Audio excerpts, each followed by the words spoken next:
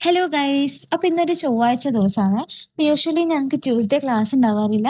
പക്ഷെ ഞാൻ ഇന്ന് നേരത്തെ എണീച്ച് കുറച്ച് പ്രൊഡക്റ്റീവ് ആവാം, അതുപോലെ തന്നെ സ്ലീപ്പ് എല്ലാം കറക്റ്റ് ചെയ്യാൻ വിചാരിച്ചിട്ട് ഇപ്പൊ എന്തായാലും എണീച്ചല്ലേ, ഒരു കോഫിയൊക്കെ ഇട്ട് കുടിച്ച് കുറച്ചു നേരം പുറത്തെല്ലാം ഒന്ന് അങ്ങോട്ടും ഇങ്ങോട്ടും നടന്ന് ഞാൻ സംഭവം കാഴ്ച കാണുമെന്ന് വിചാരിച്ചിട്ട്, പക്ഷെ അവിടെ ഒരു കാഴ്ചയും കാണാനില്ല.